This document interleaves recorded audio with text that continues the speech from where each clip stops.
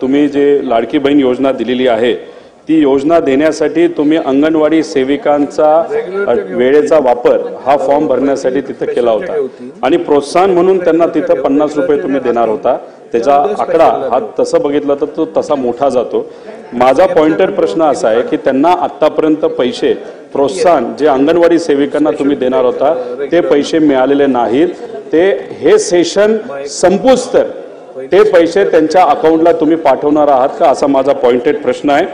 दुसरा माझा प्रश्न आहे अध्यक्ष महोदय, आता आपण म्हणजे मंत्री महोदयांनी वरच्या हाऊसमध्ये उत्तर देत असताना असं उत्तर दिल्यासारखं आम्हाला आठवतंय की कृषी सन्मान योजना ज्या ज्या महिला शेतकऱ्यांना मिळते त्यांना तुम्ही लाडक्या बहीण योजनेतून त्या ठिकाणी त्यांचं नाव वगळणार आहात। आमचं एवढंच म्हणणं आहे की लाडकी बहीण योजना तुम्ही कोणासाठी आणली तर महिलांसाठी आणली। कशासाठी आणली तर महिलांना आर्थिक सक्षम करण्यासाठी आणली। आता याच्यामध्ये केंद्र सरकार ही कृषी सन्मान योजना का देते तर शेतकऱ्यांना अनेक अडचणी असतात, सोयाबीनचे भाव टिकत नाहीत, तिथं फर्टिलायझरचे भाव वाढलेले आहेत, खर्च परवडत नाही, म्हणून शेतकऱ्याला सक्षम करण्यासाठी तो पैसा तिथं दिला जातो। तर आमचं मत असं आहे की हे दोन योजना मिक्स न करता तुम्ही जी योजना लाडक्या बहिणीसाठी दिलेली आहे, कारण का इलेक्शनच्या काळामध्ये या महिलांना ज्यांना अध्यक्ष महोदय महत्वाचा आहे कृषी सन्मान योजना ज्यांना दिली जात होती तो आकडा तुमच्याकडे असताना त्यांची नावं असताना सुद्धा अशा 20 ते 25 लाख महिलांना तुम्ही ही लाडकी बहीण योजना दिली। मग आता तुम्ही जर त्यांचं नाव वगळणार असाल तर कुठेतरी एक संदेश असा जातो त्यांचा वापर फक्त इलेक्शन पुरता केला। तर आमचं आपल्याला म्हणणं असं आहे की त्यांचं नाव याच्यामध्ये वगळू नये, कारण का या दोन वेगळ्या योजना आहेत आणि आमचं हे म्हणणं आहे ते लोकांचं महिलांचं म्हणणं आहे।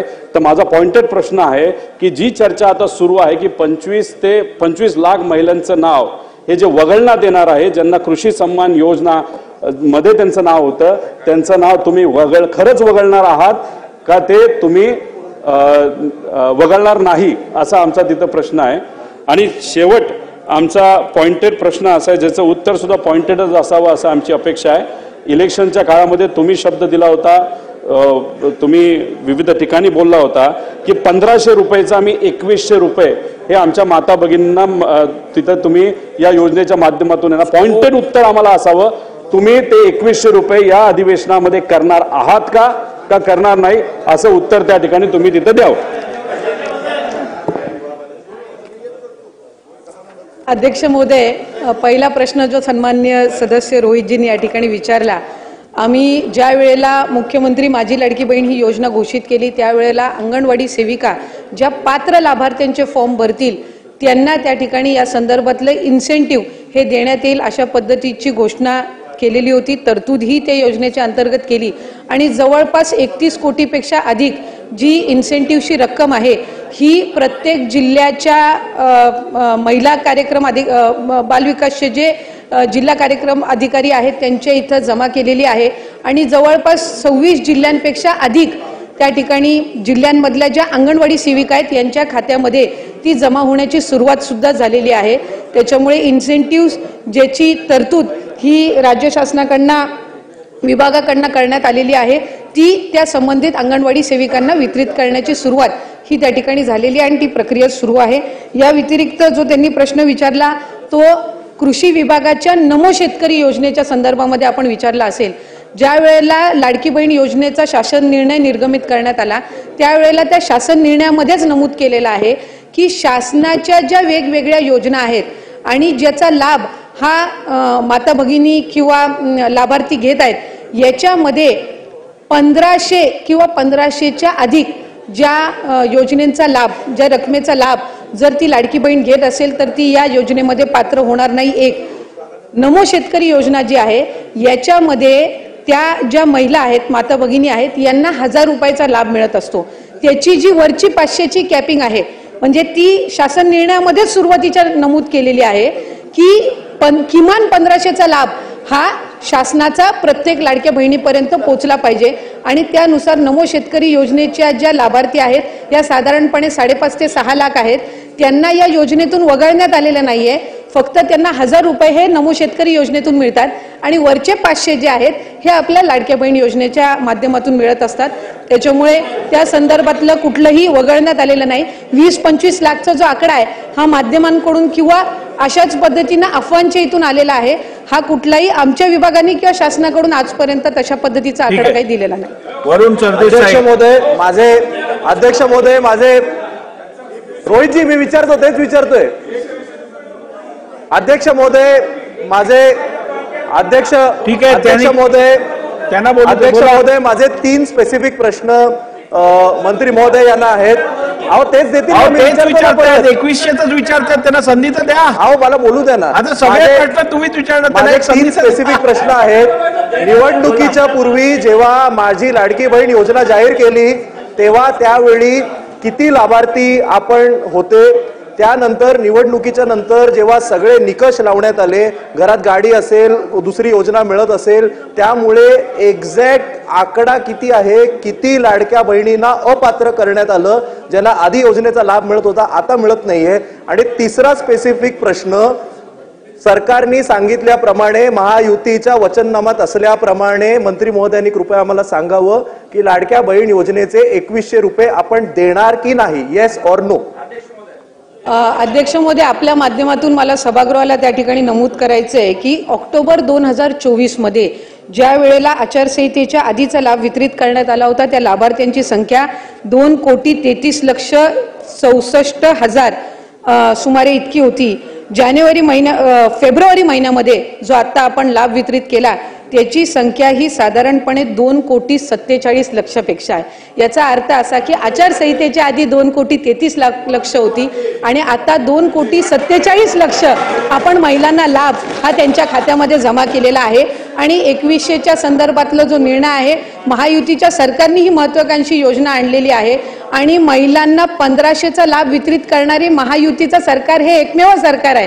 त्याच्यामुळे त्यांच्या आयुष्यामध्ये हा जो आनंद आहे हा अशाच पद्धतीने ही योजना राहणार आहे. आणि 2100च्या संदर्भातला योग्य तो निर्णय आमचे मुख्यमंत्री देवेंद्र फडणवीस साहेब आणि दोन्ही उपमुख्यमंत्री योग्य वेळी घेतील. लाडक्या बहिणींची फसवणूक होणार नाही ही दक्षता निश्चितपणाने महायुतीचं सरकार घेईल. पुढे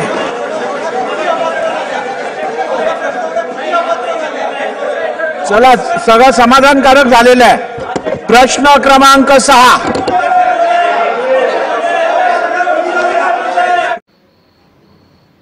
तर आपण व्हिडिओच्या सुरुवातीला पाहिलेलं असेल, स्वतः महिला व बालविकास मंत्र्यांनी 2100 रुपये कधी मिळणार याबद्दल स्पष्टपणे माहिती सांगितलेली आहे. ते विधानसभेमध्ये लाईव्ह बोलत होते. त्यांना प्रश्न विचारला असता त्यांनी उत्तर दिलेलं आहे. आपण व्हिडिओच्या सुरुवातीला देखील संपूर्ण माहिती पाहिलेली असेल. तीच संपूर्ण माहिती आज जी न्यूजमध्ये आलेली आहे ती देखील आपण पाहणार आहोत. बघा, लाडक्या बहिणींना 2100 रुपये कधी मिळणार याबद्दल स्वतः महिला व बालविकास मंत्र्यांनी स्पष्टपणे माहिती दिलेली आहे. आपल्याला माहिती असेल, सध्या राज्याचं अर्थसंकल्पीय अधिवेशन सुरू असून आज या अधिवेशनाचा जो 8वा दिवस होता त्या दरम्यान लाडकी बहीण योजनेसंदर्भात 2100 रुपये देणार आहेत की नाही त्याची जी घोषणा करण्यात आलेली आहे त्याबद्दल या ठिकाणी प्रश्न विचारण्यात आलेला होता. तर लाडकी बहीण संदर्भात केलेल्या प्रश्नावरती स्वतः महिला व बालविकास मंत्र्यांनी या ठिकाणी माहिती दिली. त्यांनी सांगितलं की लाडक्या बहिणींची कुठेही फसवणूक होणार नाही. स्वतः मुख्यमंत्री देवेंद्र फडणवीस, स्वतः उपमुख्यमंत्री ज्यावेळेस निर्णय घेतील त्यावेळेस 2100 रुपयाबद्दलची घोषणा केली जाईल.